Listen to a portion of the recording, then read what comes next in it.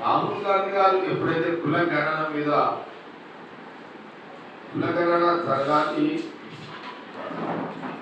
ఇప్పుడున్న జనాభా లెక్కలు బయటికి రావాలి, కుల గణన జరగాలి అని రాహుల్ గాంధీ గారు ఎప్పుడైతే చెప్పడం జరిగిందో దేశం మొత్తంలో చెప్పినప్పుడు ఇమీడియట్ గా తెలంగాణ రాష్ట్రంలో సీఎం రేవంత్ రెడ్డి గారు ఇమీడియట్లీ దాన్ని క్యాచ్ చేసి అసెంబ్లీ సమావేశాలు ఏర్పాటు చేసి అసెంబ్లీ సమావేశాల్లో కులగణన మీద చర్చకు అవకాశం కల్పించి మరి అందులో బీఆర్ఎస్ పార్టీ కానీ బీజేపీ, బీఆర్ఎస్, ఎంఐఎం, కమ్యూనిస్టులు అందరూ కూడా ఈ చర్చలో పాల్గొన్నారు. చర్చ చాలా చాలా చాలా చాలా చాలా చర్చ ప్రమాణంగా జరిగింది. అందరూ కూడా చర్చలో పాల్గొన్నారు. అసెంబ్లీ సమావేశాల్లో కులగణన మీద చర్చ ప్రమాణంగా చర్చ జరిగింది. కాంగ్రెస్ గవర్నమెంట్ పక్షాన సీఎం రేవంత్ రెడ్డితో పాటు ఎంటైర్ మా క్యాబినెట్ మినిస్టర్లు అందరూ ఉత్తమ్ కుమార్ రెడ్డి గారిని కమిటీ చైర్మన్ గా పెట్టి, పొన్న ప్రభాకర్ గారిని కోఆర్డినేషన్ గా పెట్టి ఈ సిస్టమ్ అంతా కూడా చాలా చక్కగా అంటే డీప్ లో చాలా లోతుగా మరి డీప్ లో అంటే లోతుగా పెట్టేటట్టుగా జరిగింది. సర్వే కూడా చూడండి కిషన్ రెడ్డి గారు, మీరు గమనించాలి. మేజర్ ప్రాబ్లం ఏంటంటే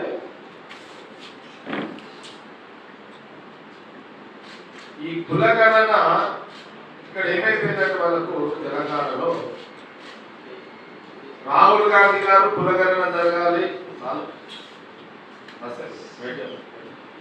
తెలంగాణ. ఇప్పుడు ఏం జరిగిందంటే తెలంగాణలో దేశం మొత్తం ఏం జరిగిందంటే 2 సంవత్సరాల క్రితం ఏదైతే రాహుల్ గాంధీ గారు కులగణన జనాభా లెక్కలు బయటికి రావాలి అని వాళ్ళు జోడో యాత్రలో ప్రారంభం చేయడము అక్కడి నుంచి మొదలయ్యింది. అతను మొదలయ్యి చివరికి ప్రధానమంత్రి మోడీ గారు కూడా కులగణన మీద క్యాబినెట్ పాస్ చేయాల్సిన పరిస్థితి. ఈ లోపల ఏం జరిగింది, సీఎం రేవంత్ రెడ్డి ఆయన చేసిన పాయింట్ ఏంటంటే ఈ అసెంబ్లీ అంటే ఇమ్మీడియట్లీ ఒక రాష్ట్ర మొత్తంలో 30 మందికి ఒక అధికారం, 30 మందికి 150 మందికి ఒక అధికారం, 150 కుటుంబాలు, 150 నేనేం చూసినట్టే నేను చెప్పి కూడా కరెక్ట్ అనేదేమో అఫీషియల్ 150 30 కుటుంబాలకు కూడా కొంత డివిజన్ చేసేది. అంటే ప్రతి ఇంటికి ఒక అధికారి పోవాలి. నేను మార్నింగ్ ఏమైందంటే ముందుగా నేను చెప్పాల్సింది ఏంటంటే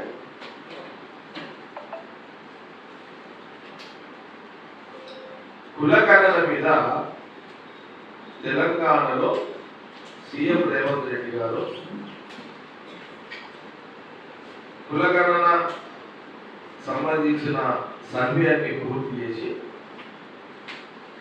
కిషన్ రెడ్డి గారు మా అన్న మాటకు ఉంటుంది. నేను కౌంటర్ ఆయన ఏమంటుంటే ఈరోజు పేపర్లో ఏమొచ్చిందంటే నేను చూసిన మీడియాలో 50% కూడా అమలు కాలేదు అని కిషన్ రెడ్డి గారు అంటారు. తెలంగాణ చాలా స్పష్టంగా తెలియజేస్తున్నాము, తెలంగాణలో 101% కులగణన సర్వే ప్రతి ఇంటికి అధికారి పోయి పూర్తి చేయడం జరిగింది. ఇది ఛాలెంజ్. దీనికి కాంగ్రెస్ గవర్నమెంట్ తోటి కిషన్ రెడ్డి చర్చలు సిద్ధం. No media conference. ఇక మీరు మనసులో ఒకటి పెట్టుకొని Congress government CM Revanth Reddy success చేయండి కానీ మీరు బుద్ధదనే కార్యక్రమం చేయకండి. అంటే మమ్మల్ని ఇది డైవర్ట్ చేసే కార్యక్రమం చేయకండి. కాంగ్రెస్ గవర్నమెంట్ రాహుల్ గాంధీ గారి యొక్క డైరెక్షన్ లో సీఎం రేవంత్ రెడ్డి గారు, ఎంటైర్ క్యాబినెట్ మినిస్టర్లు,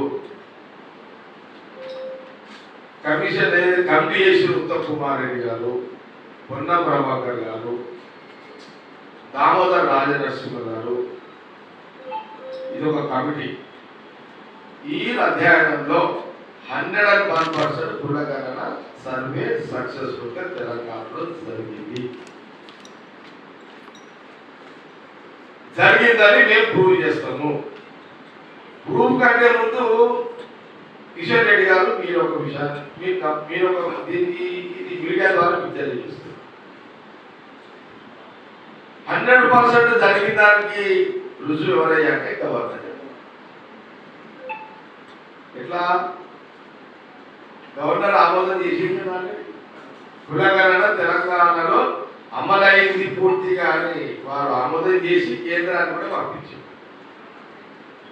గవర్నర్ ఎవరు?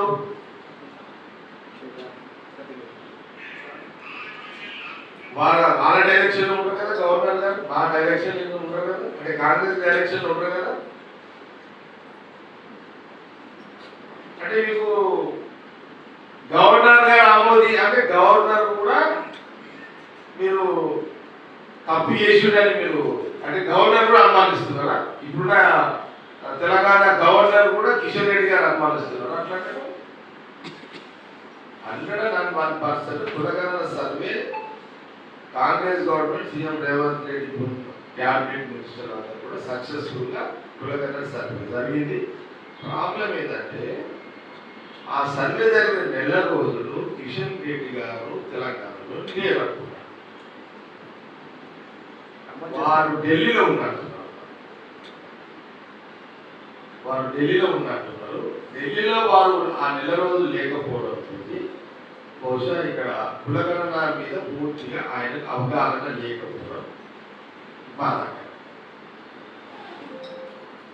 బీజేపీ ప్రతిపక్ష పార్టీ అసెంబ్లీలో ఉంది కదా, వాళ్ళ ప్రతిపక్ష మహేశ్వర్ రెడ్డి కూడా ఉన్నాడు కదా, అపోజిషన్ ఫ్లో లీడర్ ఉన్నాడు కదా.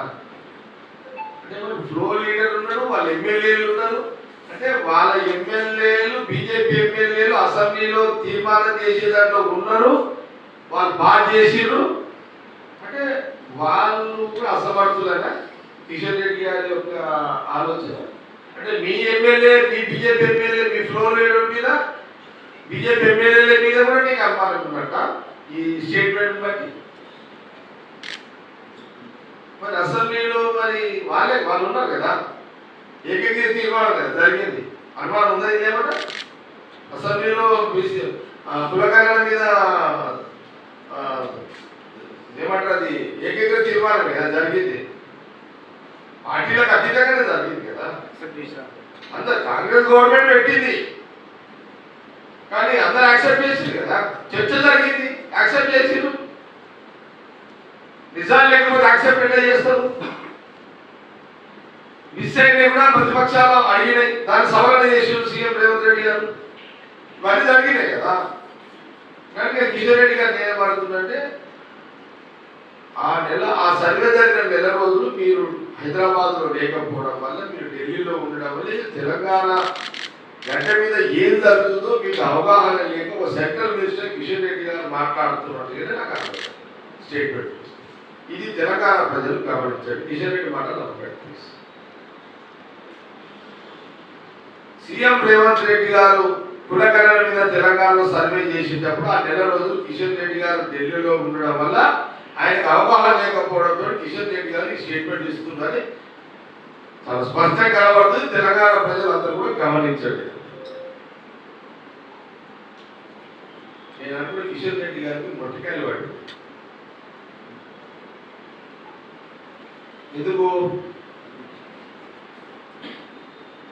నువ్వు తెలంగాణలో ఏం చేస్తున్నావు అని అంటారు.